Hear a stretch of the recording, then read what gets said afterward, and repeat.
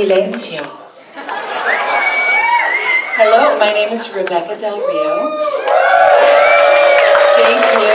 And I was so honored to be a part of, thank you so much. I was so honored to be a part of Twin Peaks: The Return on Showtime, episode 10, The Bang Bang Bar, featuring No Stars with John Neff on guitar, and Moby playing John Neff. And John and I and David wrote that song, and so of course Mulholland Drive. And I'm just so grateful to be here today. And what I'm doing now is I have a Cuban record about to come out, and then I'm also working on a new vinyl, like the best of. So it's a combination of the several albums that I've put out since the beginning of my career. And that's going to be coming soon this year, and John's going to help master that. So we'll do another project together. It's wonderful to be here with all of you. Thank you for the opportunity. Rob and Dan, thank you so much.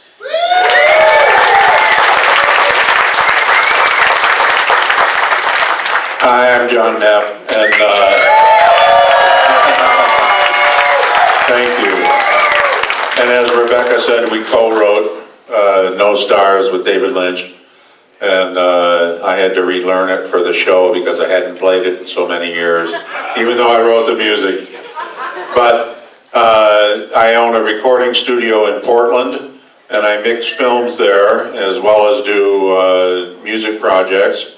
I've done 4 feature films in the last 9 months, and I have a new film in now called America Incorporated, which is a very timely film, and I hope you all get the chance to see it.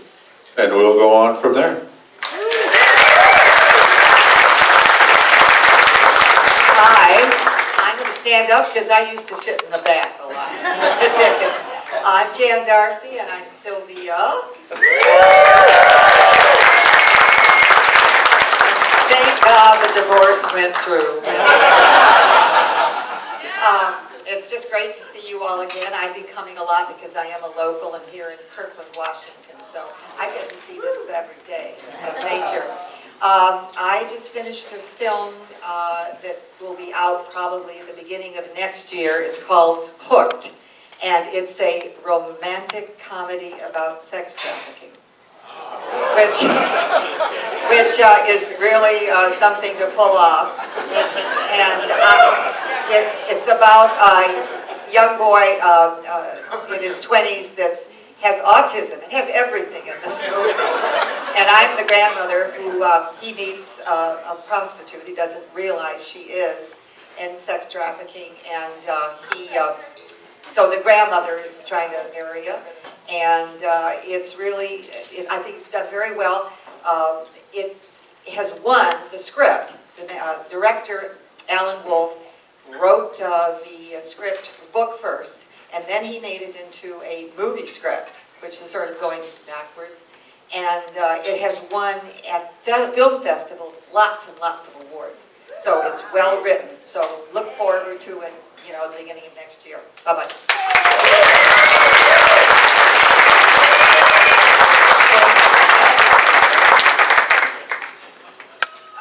Hi, I'm Zoe McLane. I play Victoria, the checkout girl, and so my latest project is called Skin in the Game. It's also about sex trafficking, but it's not a romantic comedy. It's a very serious educational film that shows how many young girls as young as 12 get kidnapped and forced into sex trafficking. I play one of those girls, so I don't look as pretty as I do right now.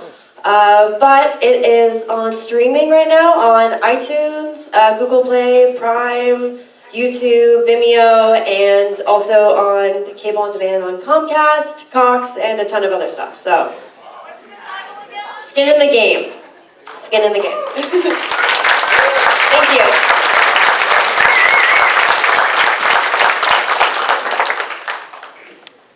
Do I have to stand? Am I good? Thank you. I'm Gary Hershberger.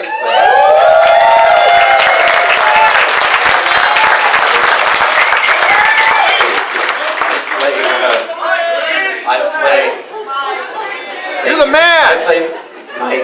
man, the snail, Nelson. Thank you all for being here. It's really a pleasure to see everybody here. And Your hair is awesome. thank you. All right. Anyway, so I've got a couple films. One's in post called Magic Max. I've got a film called Faith, Hope, and Love that's coming out on Netflix in February, kind of around Valentine's Day.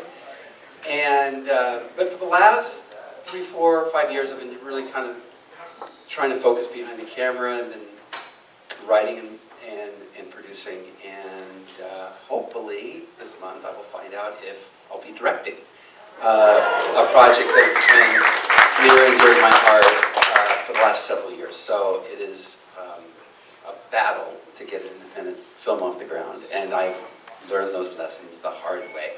But I'm excited about getting that off the ground, and also we started this about 4 years too with Cheryl Lee, who I know you know. We started chatting about, she was coaching on the side and doing a little directing, and I was too. And I was saying to her, I said, how many directors have you worked with that have really elevated, your game? And after 30 years of acting, she said, 5. Now, I'm not going to tell you who those 5 were, but I had the same number, so we started collaborating, and we started teaching together in something called the Actors Director Workshop, where we put actors, directors, and writers in the same room together. We really try to work with the directors to teach them the actors' language, because they oftentimes don't communicate that well with each other. And obviously, if you're thinking that David Lynch is one of those 5, yes, he is one of those 5. So yeah, a lot of things on my plate, and it's great to be here, so thank you.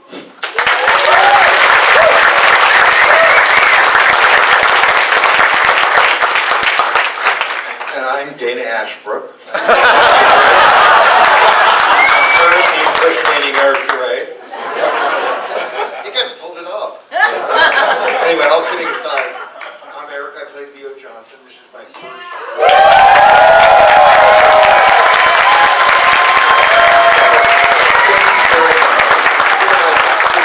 Without you, this wouldn't be. So it's all about you. It really is. And it's been great. It's a great first experience. And thank you all. I appreciate it more than you'll ever know.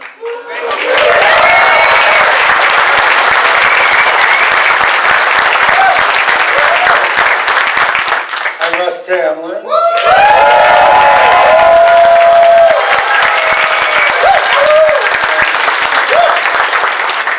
And I've done probably 7,500 films. I lost count. I have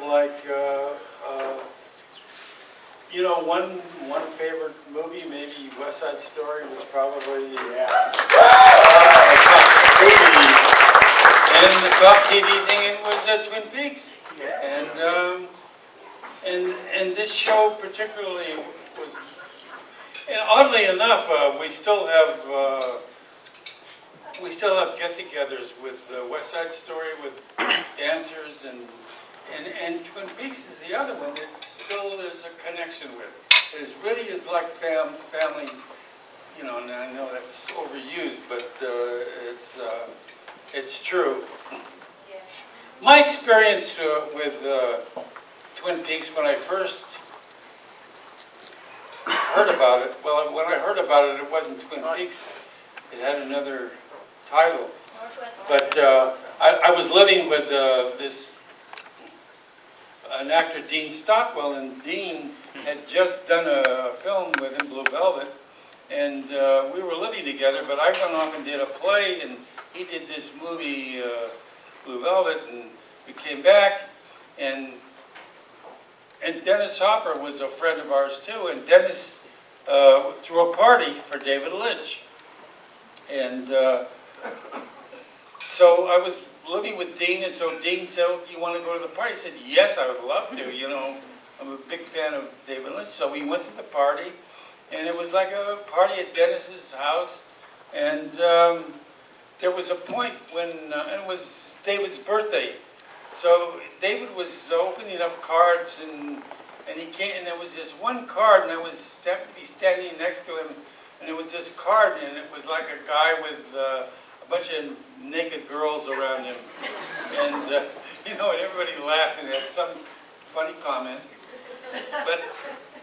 But David turned to me and said, "Russ, wouldn't you love to be this guy?" You know. And I was waiting for an opportunity, and I said, "David, what I would really love is to work with you sometime." And he said, "I swear to God, this is the truth." He said, "Next project I do." This was after Blue Velvet. And it wasn't until later on that that I got a call from my agent, said, "David wants to see you," and went in, and no interview or anything. He said, "The part I want you to play is Dr. Jacoby," and he's this eccentric guy, and to say the least. So that's how I got started, and it was like a year later that we became a series, and by that time I really developed a lot of crazy stuff. But it was one of the great experiences of my life, and I absolutely love Twin Peaks, and especially all of the incredibly talented people in the cast. It was just amazing the way that it all came together in one of those just freaky kind of things. There was a world of its own, and I love all of you fans for loving it.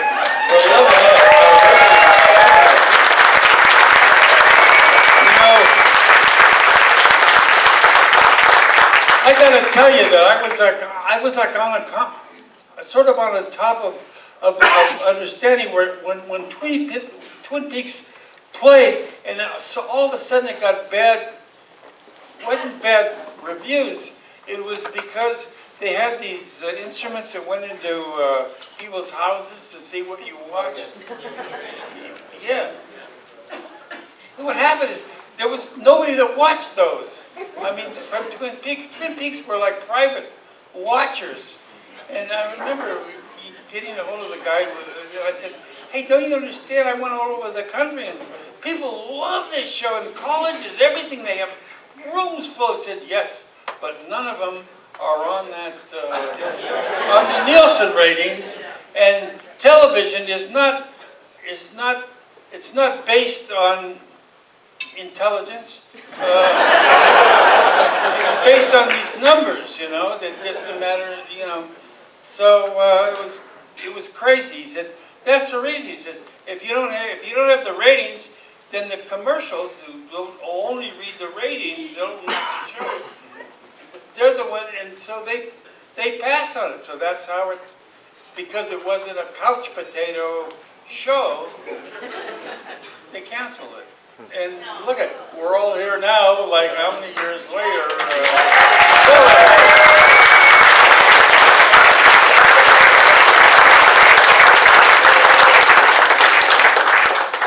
And I have forgotten the question. No, I'm kidding. But I feel like I want to say other things.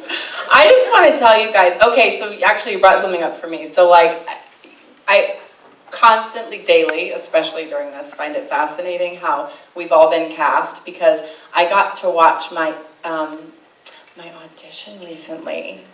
And I got a chance to do that because I work with Joanna Rain Casting, and she had this like thing, and she's like, "Hey, check this out," and I was like, "Oh my goodness, has anybody seen this?"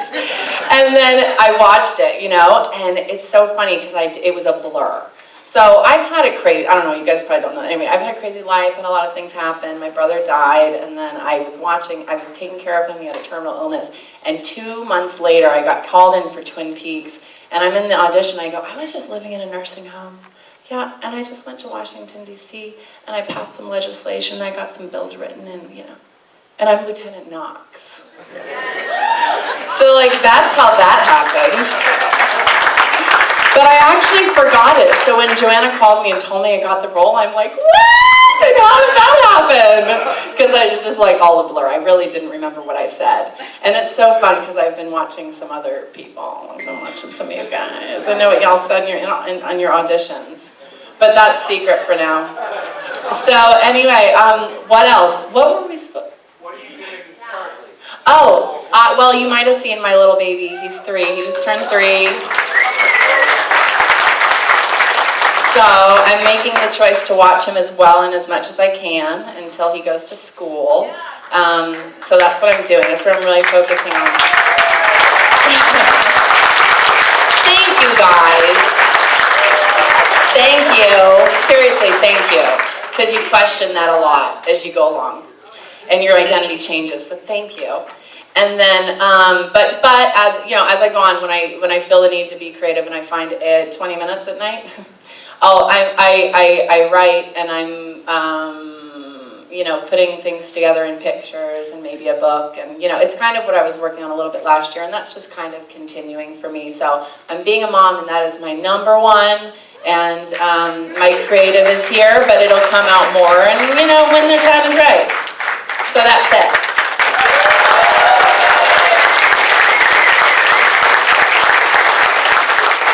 I'm Tony Marcacci. I'm one of the woodsmen from episode 8 and episode 14. And I'm focusing on, I'm in a band, so that's what the focus right now. New album came out Monday, and we're going on tour in 2 weeks. So we're called Shaolin Hunks. And, where's Shane at? He's got our band name tattooed on his arm. He's in the back. So if you can't spell it, ask Shane how to spell it. So.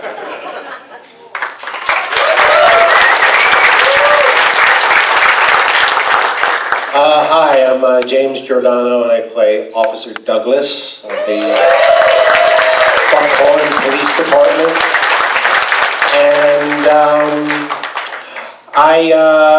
my next project, I think I'm heading to Chicago or Wisconsin, Milwaukee to work on a television project. And hopefully that goes through, because so many things in this business don't happen. So hopefully that'll work, and I can't believe I'm here. This is my first time here, so this is really wonderful. The whole thing is kind of surreal. You know, back in 2015 I was doing a play, and my agent called and said, Johanna Ray wants to meet with you, and I said, okay. And so I went and I met with her, and all it said on my audition was Rancho Rosa, so I figured I was auditioning for a project called Rancho Rosa. And when I went in to meet with Johanna, she said, well, not exactly. And so she told me all about it, and 2 weeks later I got a call, and she said, you want to be in Twin Peaks? I said, okay, sounds pretty good to me. And thank you, I'm just really happy to be here.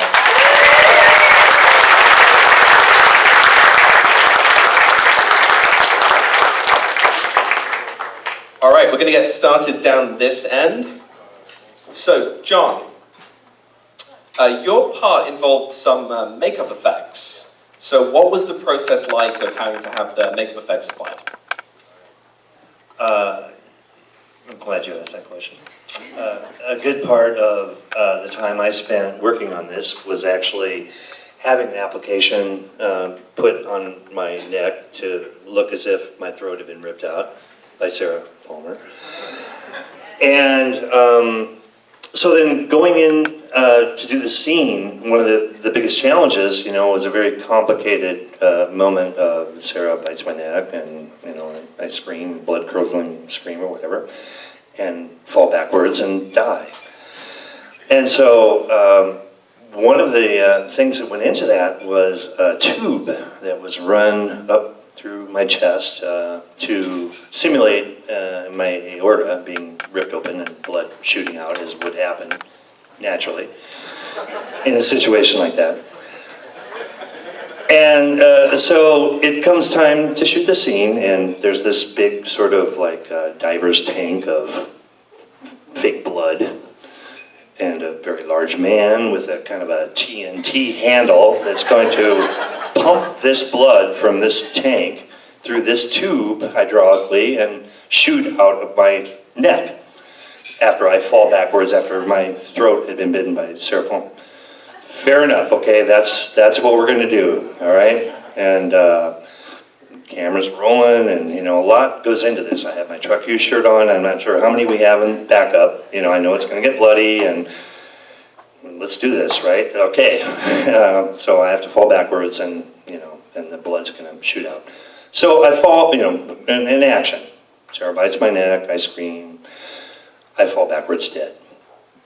And I'm laying there, and then the large man in the diver's tank with the dynamite handle pumps the blood hydraulically through this thing. Well, as I fell backwards, the tube had kind of shifted, and so the blood shot straight up my nose. And the effect of this blood shooting up my nose and into my sinuses, down my throat, felt like they had chosen habanero hot sauce. So it was burning, right? And I'm laying there, and I'm like, for the life of me, it's a great honor to work on this project. The esteemed, honorable David Lynch is standing there directing me, and everything else, all the other stakes that are involved here. And I'm like, in my mind, as the burning is happening, I'm just like, for the life of me, I am not going to bring this production to a halt. I will do whatever I can to not bringing this production to a halt. And, the irony is that, in acting, you're told to breathe, right? Breathe. That's the mark of good acting, is breathe. And so, in this case, one of my proudest moments was that I didn't breathe. And I held my breath, and it all worked out, and so that was my experience with the prosthetic and acting dead. Yeah.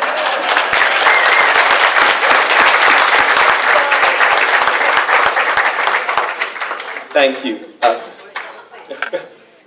So Rebekah, how did you meet David Lynch, and how did No Stars come about? And John, obviously, if you want to add to that, feel free. Oh, thank you. Oh, wow. So I was doing a record in Nashville, because I'm originally a country artist. Yes, I'll do a little country thing for you. Blue moon of Kentucky, keep on shining. So anyway, thank you. So I was doing a country album, and my agent, Brian Laux from CAA at the time, he, you know what I mean? He called me up because I was doing a photo shoot in LA, living in Nashville, doing a record in Nashville, photo shoot in LA. So he said, listen, when you're in LA, I want you to meet David Lynch. And I said, Blue Velvet, David Lynch? He said, yeah, that's it. Wild at Heart, David Lynch? Yeah. Twin Peaks, David Lynch? Yes, David Lynch. Oh, okay. I said, oh, I would love to meet him. So he said, so this is what you're going to do. We are going to go to his house. You're going to be on time. You're going to look cute. And you're going to sing when I tell you to. So, okay, you got it. Because I'd already been singing Giordano for years. I've been singing that for like 6 years before I even met David. Yeah, that's how I got my record deal. That's how I got my management deal, my record deal, the CAA, my publicist, everything from Giordano. Can you imagine? And a country deal at that. What? Giordano strikes again, right? I know, I love that song, I'm telling you. So then, so sure enough, yeah, I show up on time. I look cute. And then, so I go into David's house. It's like a commune, right? It's like a really cool little, he's got his house over here, a little compound, that's it. So it's got the house here, and then the middle part is that kitchen area, and then you all have the theater with the recording studio. So I go in there, and Brian says, oh, this is Rebekah Del Rio, she's a great singer and all this. And I'm like, oh, I'm so happy to be there. I was so nervous. And he goes, so Rebekah's going to sing this song for you. I just get up, I stand there, I start singing Giordano, and I'm going along. Now granted, this got me a management deal, record deal, publicist. I mean, I got a deal from this. All of a sudden, David said, could you stop for just a second? I thought, oh my God, he doesn't like it. He doesn't like it. Oh my gosh. He goes, you know what? That's great. We got this great Telefunken mic. There's only 4 of these in the world. We got to fire it up. Would you do that again, but just do it over there? I said, oh, sure, okay. So I was so relieved. Oh, thank God he likes it. So I went in there. John was at the helm of the, right? You were at the console. And so they, fired that up, and I started from the top, and I went all the way with it. And then as I finished, David says, ding dang, Rebekah Del Rio, that was aces. I was like, who is this guy? Oh my God. Then we had a cigarette, we had some coffee, and I was out of there. And so that is how I met John Neff and David Lynch. And then later I find out, just like a couple of years ago, Brian tells me, Brian Laux, my agent at the time, CAA, he says, do you know that I worked really hard to get that meeting with David Lynch for you? That very day he called me and said, I can't do it. I can't meet her. I'm too busy. And then I begged him, you have to meet Rebekah Del Rio. So if it wasn't for Brian, I would have never met him. And then, of course, David, he had recorded. I should know this. If there's a live mic, someone's recording these two. So he recorded it, so I get a phone call from my agent 2 or 3 weeks later and said, David's obsessed. He wrote a part in his pilot just for you. So he seriously wrote Silencio just for this girl. And that's how it worked out. That's all true. And the funny thing was the office guys brought us coffee. And before anybody had a chance to drink any coffee, David goes, I hear you're a singer. And Rebekah got up to do the song, and it's all true that he stopped her and said, no, go down into the booth. And the recording that we made without knowing her for 10 minutes is the song in Mulholland Drive. Wow. It is, yeah. And I just sang along as I sang it like, 2 or 3 or 4 times. I sang along because you can't like make a vibrato. You have to sing it. So I just kept singing. As he played the track, I sang along. So that's all. That's from the very first moment I met him, and that's me singing along. Yeah. It was fantastic. What an opportunity. And here we are, so many years later because of this. And that's how I met him.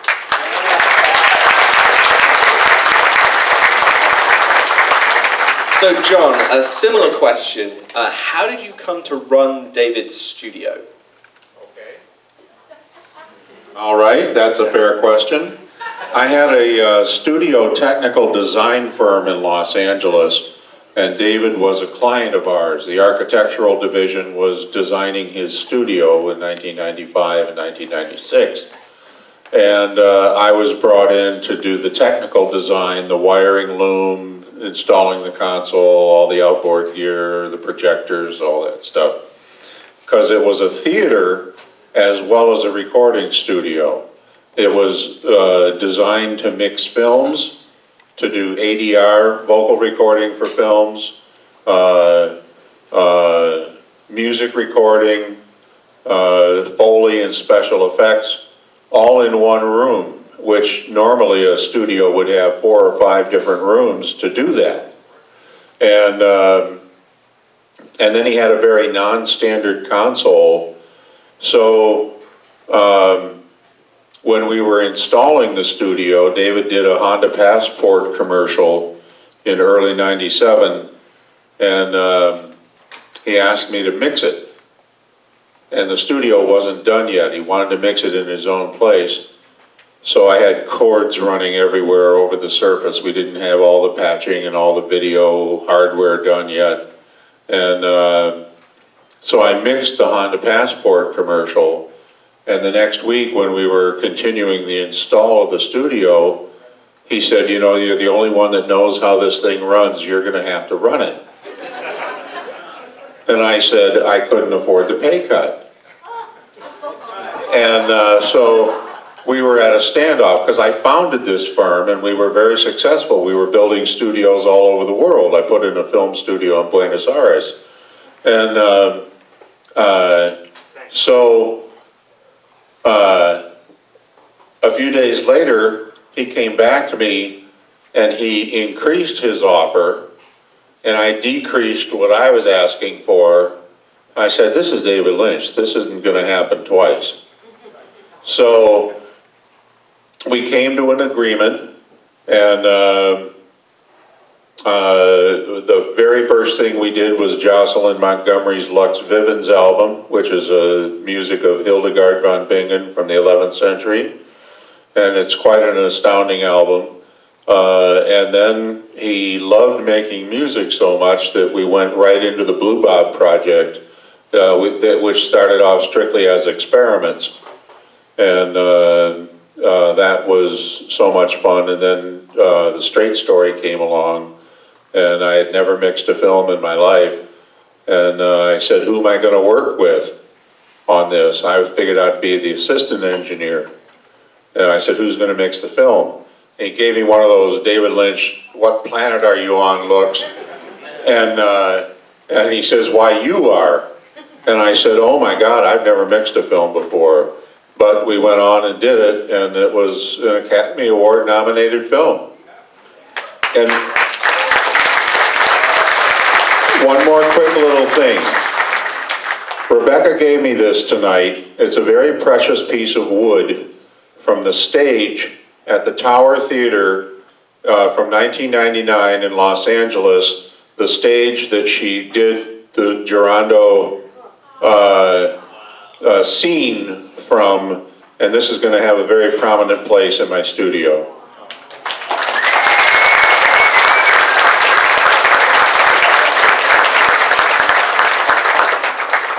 So I haven't seen her here tonight, but is Mally with us? Mally, would you stand up? Just, yeah, please stand up. So a few days ago, Mally posted a photograph of herself at the doors that Audrey Horne walks out of in the pilot. And she captioned it, I'm Audrey Horne, I can do what I want. Is that right? I get what I want. Right, and Jan, who plays Sylvia, she said she had some words to share with you at the dinner on Saturday night. So I'm going to hand you over to Sylvia Horne, and we'll see what she has to say. I said, no, you're not, because I'm your mother, and what your mother says goes. And now, the strange thing is that I really don't do much of the social media, and that was just a rare time when I opened up something, and just, but you know, you're not going to get away with it.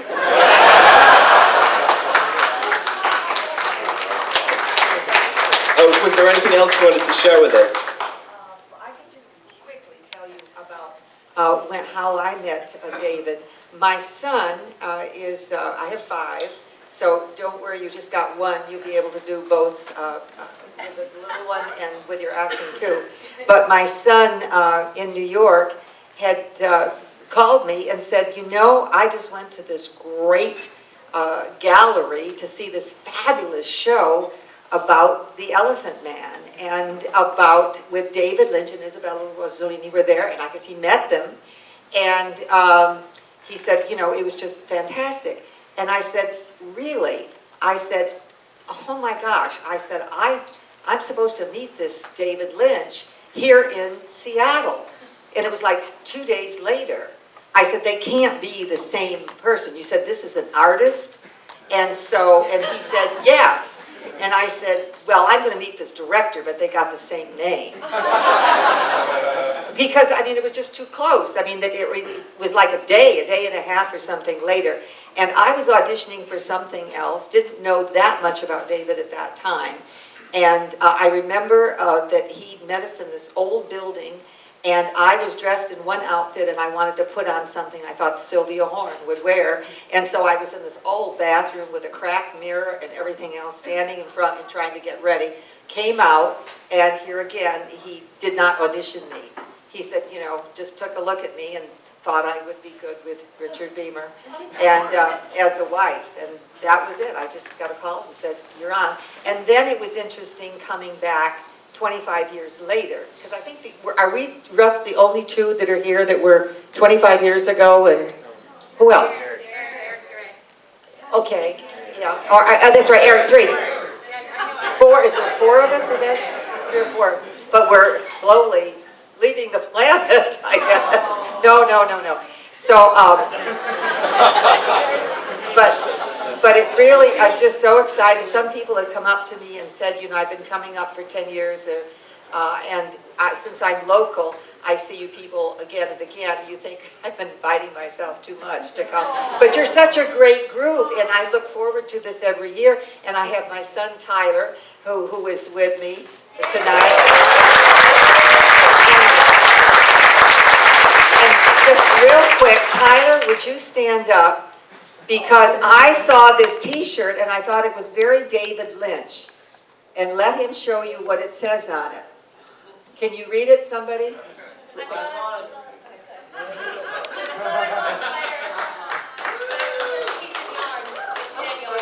Yeah, I thought I saw a spider, it was just yarn, just a piece of yarn, and now it's dead yarn. And the reason it reminded me of David Lynch is because you always think you know what the character is going to do. You always got it all figured out. You know the situation. You know how it's going to turn out. And then there's a twist, you know, and a total surprise. And when I saw that, I thought it was cute, so he likes wearing it. Thank you.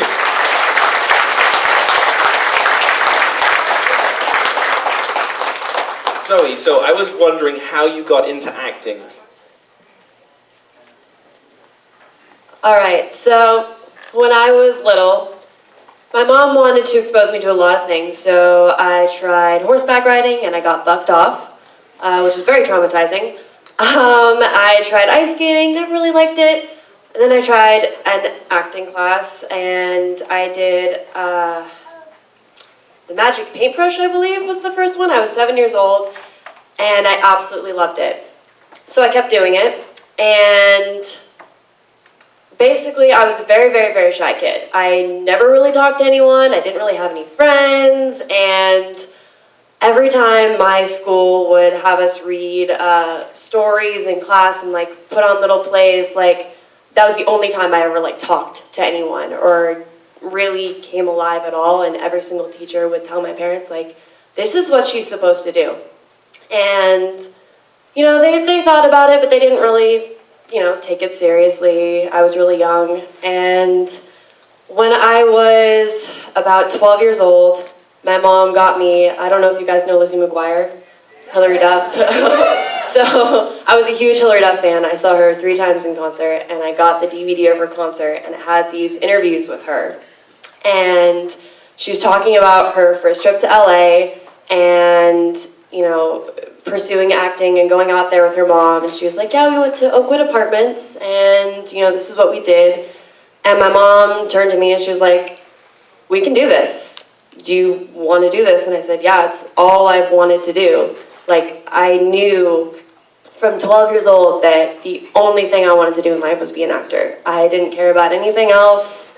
And so we went to LA, we stayed at Oakwood Apartments, and basically copied everything she did. So basically, Hilary Duff is the reason I'm an actor.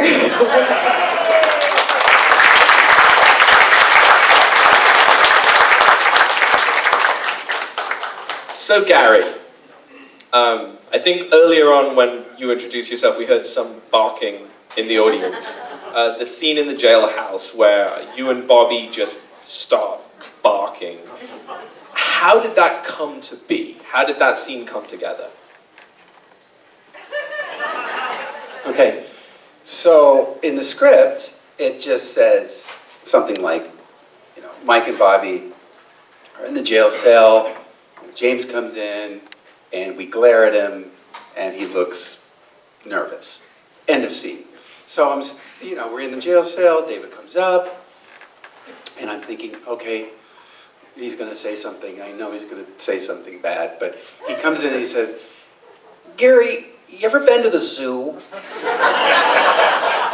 I said, yeah. He goes, you know when those monkeys just start barking at each other, and one comes in from one cage, and one barks, next, and suddenly the whole zoo is just alive with barking. And I said, no.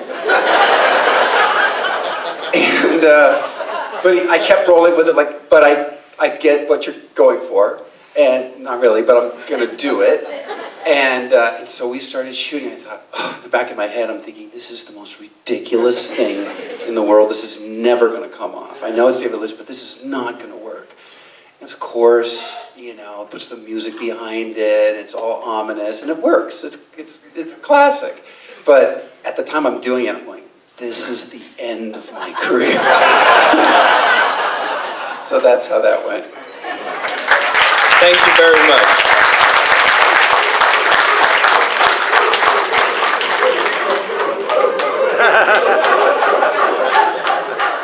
And this is your life ever since. Now, Eric, I heard a rumor that you maybe had some trouble getting to set on your first day of filming. Can you tell any more about that? I had trouble getting to set. Now, getting to the set was no problem. It was the night I landed SeaTac. It was the first night of the production party, introduction to everybody in the cast, and it was my first job. I wasn't pursuing an acting career. I was there. I was having a good time. I was lit. I mean, by 10 p.m. The production party was over. Michael Horse I'd known years before and been friends with him, and I just met Cheryl Lee, and we hit it off.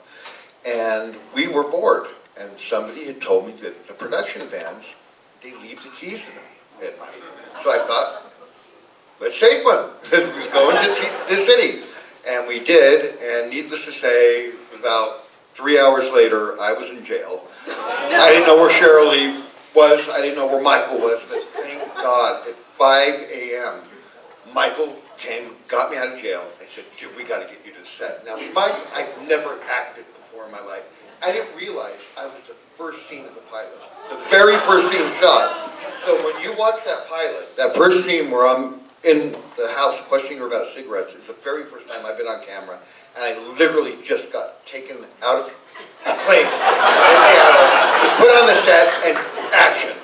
So, you know, David was usually one of the surprise, you know, to people. I surprised him because nobody knew what happened to me except Michael and Cheryl Lee. And I didn't think it was a big deal, but then the whole crew was local hire, and they were like, oh, you're a deep shit. I ended up with a bench warrant for my arrest for the next 15 to 17 years. I moved back up here, rented a house when my son was 2.5 for 3 months just to take care of the legal thing and get rid of it and get it behind me. Back to LA. So thank God it's gone. Yeah, I couldn't live with that bench warrant for that many years. I mean, and it was taken care of. And, you know, I'm not a person that gets into a lot of trouble, but it finds me. If you Google my name, I mean, there's an interview on TMZ. I mean, there was a New Year's Eve in LA, and I was the only responsible person I know. I was in bed by 10.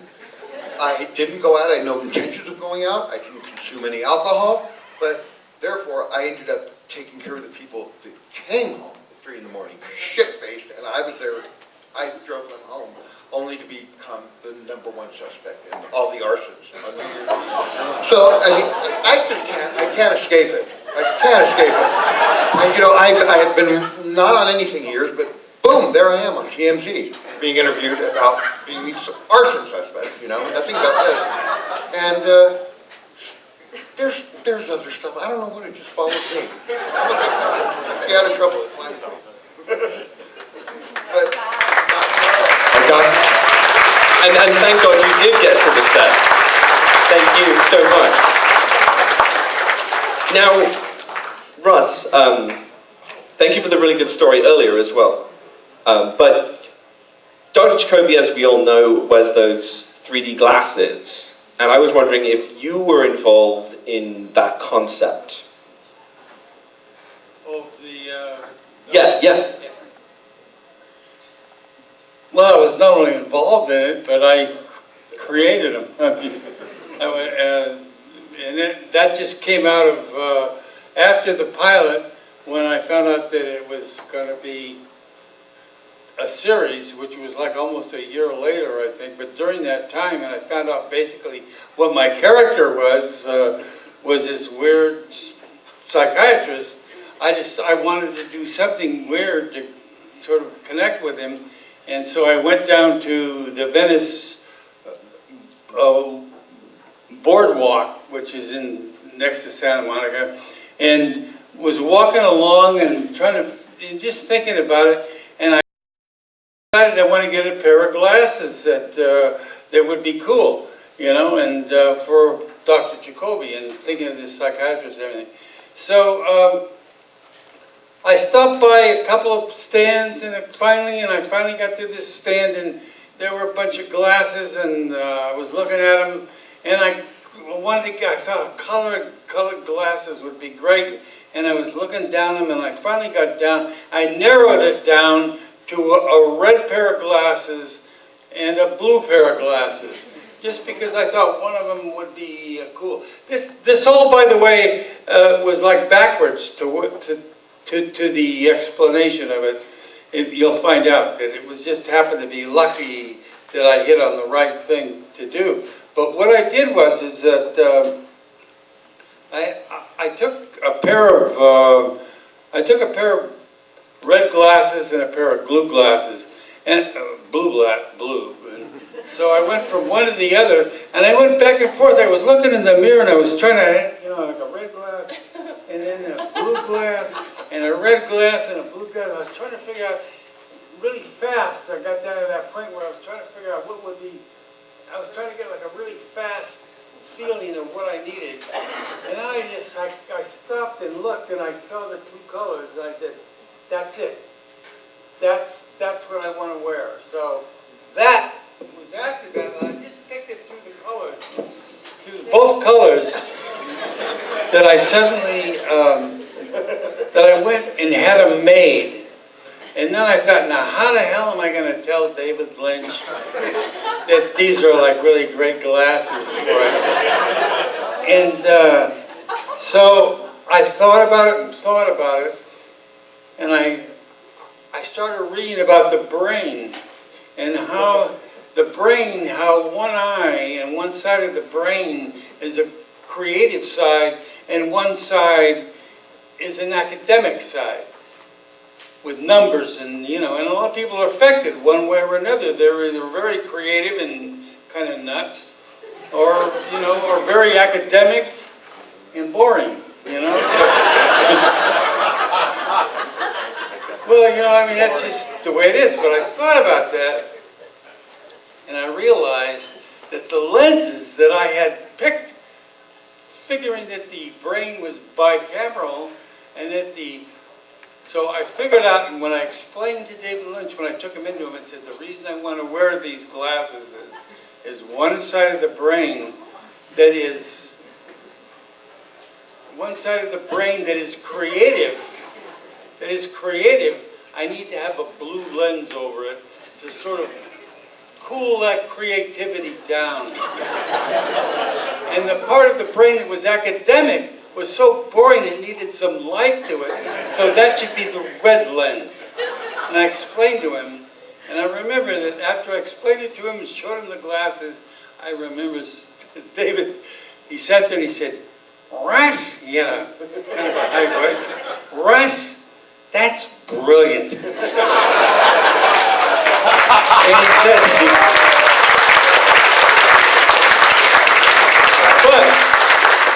he said, I want you to wear the glasses, but I don't want you to explain it to anybody. Let's keep it a secret. So it was a secret until Mark Frost wrote his book, you know, the book that explained it all, but that was actually my definition of it. So.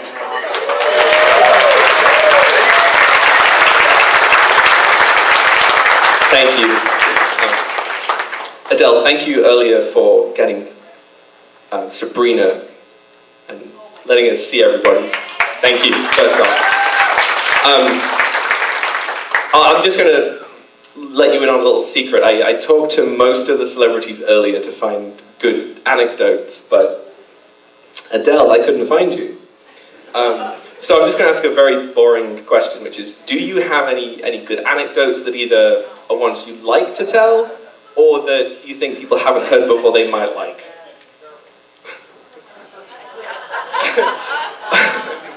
I know, well, that is a crazy question, because there's things that David doesn't want people to know. Oh, guys, I'm stuck. I'm actually still thinking about this. That's one of my favorite stories ever. What's the anecdote? I don't know what it is. However, what I'll tell you is Sabrina's the one I got on the phone, but like if you look at my phone right now, Michael Horst, Robert Grosky, John Pericello, Russ, Joanna Ray, Matchkin, Ernie Hudson, Dana Ashbrook. I've got, you know when you're at Twin Peaks Fest when, you know? Christabel, Kimmy, you know, everybody. Anyway, so it's like, I don't know what the anecdote is, but yeah, you came up with a question. Does anybody have a question? I do. Good. What is it? Did you know when you read the script it was Major Briggs? Or did you just know? No. I didn't know it was Major Briggs, and actually I told this story I think with 25 years later one time, because the way, I don't remember if I told this story last year. Wait, is my son is gone, right? Yeah, okay, that's what I thought. Sorry. Sorry. First, okay, all clear. I thought he was, I thought I saw him leave. No, I did not, and I've told this story once before, I don't remember if I told it last year, but I did not know it was Twin Peaks until I saw David Lynch. Did you guys know that? Because I got cast early, you know, and I was in the, you know, so Joanna, right, so she called me in, like my brother died, she called me in, I'm there, and it's like, sort of it's filming up north, but it was all a big secret. Rancho Rosa, somebody said something about Rancho Rosa. They're like, oh, this is a feature film, and okay. And then I called, I said, okay, so can you tell me what this is? And I didn't have an agent. Oh, no, there is my son, actually. Hi, sweetie. He's like, when he sees me, he's like, Mommy's on the TV. But you're right here. That doesn't make any sense. Hi, baby. I love you. I didn't know you guys were still here. So anyway, so I called and I said, what is this project? And they said, well, we can't tell you. And then I called again, you know, right before I was going to film, and I asked what it was, and they couldn't tell me. And I was one of the first people to film in Los Angeles. So like when they came to Los Angeles, they had this transitional team that was like 6 weeks. The people from up north were working in LA for 6 weeks, like the crew and the makeup people, and they were working for 6 weeks to transition to like a more permanent LA team. And when I was filming, it was within that within that couple weeks, because mine had to coincide with the Miguel's that had 10 days total that he'd get off for the year, which they gave him, and that's when I filmed. So, and when I got to set, also, all the names in the script had been changed. Did that happen for you guys? So, like, I get to set and so there's David. Oh, hi. But my husband was like, a film study, and so he's like, this is really a lot like David Lynch, so I think this might be Twin Peaks, but we couldn't confirm it. So then I'm there's David Lynch, and then he's like, by the way, Brent is not going by this, his name is Detective Mcclane. I know it said something different in your script. So like all of those names, all the names of the characters were different for me. So I had no clues that it was Twin Peaks. You know, until I was there, I was like, okay, this is cool. But it was good for me in that way, because I don't know, I probably would have gotten nervous if I had had any day to even think about it, but I didn't. So there we were, and so as far as I figured that out, you know, as far as Briggs, but it kind of all came on so quickly. And I was looking at the, did anybody look at the crew sheet? Like when you found one, were you like, what is that? And then they had initials. Everybody had, so you would be RT, you know, RT, everybody had initials. So I was trying to figure out who EH was, because I was in scenes with EH, which was Ernie Hudson. I'm like, it could be Ethan Hawke. It could be, and then I had determined that it could be one of 4 actors. And I was just like waiting to figure out who it was. And then there was Ernie. And you know what's really great is that, so this is, honestly, I don't remember what I said last year. And there are different people here than there were last year. So this is a good story. So Ernie and I both volunteer our time for kids that are like dying or have serious diseases, and we help to make their dreams come true through something called Make a Film Foundation. So it's a lot like Make-A-Wish, but it's 100% volunteer. And like when I say I do this, I mean we are a small crew. My girlfriend started it, we're volunteer, we have no money, and then I call Sam Raimi and Johnny Depp and I get them on set. So it's crazy, it's kind of crazy. It's kind of like a really crazy situation, but we do this. So it's small, you know, there's like probably 30 people that have ever been really involved with us. And I show up to set and doggone it, if Ernie Hudson had done the film with Make a Film Foundation right before I got involved. And I'm like, you are my boss in this show. That is like perfect! The world is small, and somehow David put us together. And I said, we are of the same heart, Ernie. I'm Adele, and I've been making the films ever since you left the last one. And hi, you know? So we immediately had this thing. So like, we're friends. I'm gonna see him Thursday, you know? So we're friends, and like, it's awesome. So that's that. Yeah. Thank you. So Tony, I was wondering, how does a musician get cast in a TV series? How did that happen? So I'm in a beard club in Seattle, and we have a Facebook page, and somebody posted a casting call, and it just said Untitled Film Project, and there were two of them going around. One was for like a James Franco movie in Spokane, and this one didn't have a name attached to it. So we, a bunch of us applied to this one, and then we just kind of forgot about it, you know? And then 2 months later, they cast us, and it said Rancho Rosa at top and stuff, and I didn't know what that meant at the time. And they're like, just meet at this location, and we had to go get measured and stuff and get our costumes fit. And so there's me and a bunch of bouncers and other people, none of us are actors. And then we all pile into my car and we drive to Dirtfish, where the, what's it called? Sheriff's Station. Yeah, Sheriff's Station is. And they're filming there. And as soon as we pull in, we see all the Twin Peaks trucks. And that's when we found out we were on Twin Peaks. So we had no idea. And we met David that day for the first time because we were doing the woodsman makeup test. So they took me and another guy, and we did like 5 hours of makeup, just sitting there, and like Kimmy was there, and she's just doing her makeup next to us, and it's super elaborate, and they're doing like zombie makeup on us, kind of, and then they're like, hey, we're gonna go meet David, and we're like, oh shit, okay. So we walk down the street, and he walks out, he's like, that's cool, but I want it more like this, and he just takes black and like paints all over our faces, completely black. So that's the first time I met David. So I have a question. Sorry. So I was sitting next to Gabe, who was the woodsman that came up behind me. But like we get into the makeup chair, you're there for what? 30 minutes, maybe, right? Yeah. So how long were you guys in the chair? That's insane. So the beginning of your day was longer than everybody else's, and the end of your day was longer than everybody else's. Yeah, so the first time was the first time they'd ever done the makeup, so we were there for like 4 hours, 5 hours. They're trying all sorts of different stuff. They didn't really know what they're gonna do. Once David told them it was supposed to just be all black, kind of, it went a lot quicker.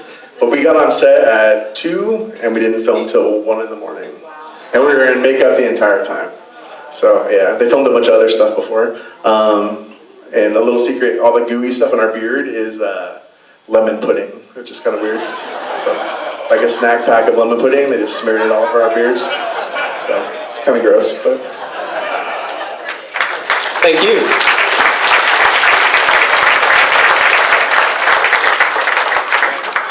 James, I was wondering what it was like to be directed by David Lynch. It was great being directed by David Lynch. First few scenes I was pretty nervous, and if you remember, there's a scene where me and my partner, we unlock the door to go into the room, and we discover Ruth Davenport's body and or head, and So I'm supposed to unlock the door, and he says action, and I go in, put the key in, and for some reason I thought, oh, it's just make-believe, the door's not really locked. So I just put the key in, I don't turn it, and I go to open the door, and it won't open, and cut! And he said, Jim, you have to unlock the door. He's directing through a bullhorn, and he said, Jim, you have to unlock the door. And I'm sorry, David, I'm gonna get fired now. And so he goes, action, and for some reason, I don't know why, I turned the key the wrong way. And the door won't open. Jim, turn the key the other way.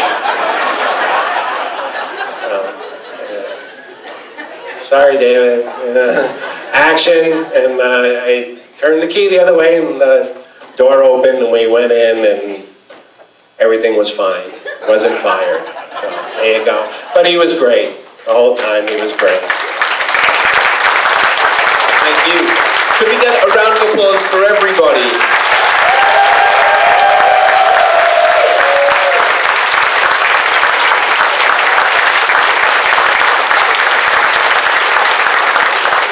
I just wanted to say something to everybody here, that there's a person that was so major in this whole thing, Twin Peaks, that was right by David's side the whole time. And he's such a great guy.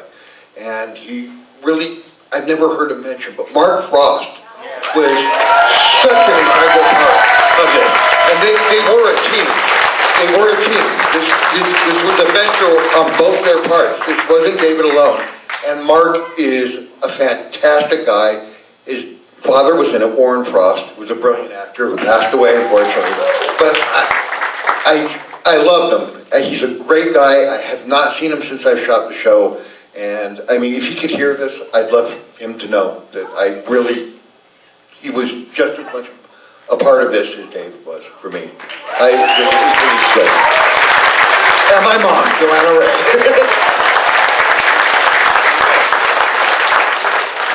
I would like to say too that I think that Mark Frost did not get, he did not get as much publicity as David Lynch. Everything was like David Lynch. But Mark Frost was a major, like I know that for Dr. Amp, that Mark Frost was like the really basic core of that. So give him like 100% of a lot of the credit.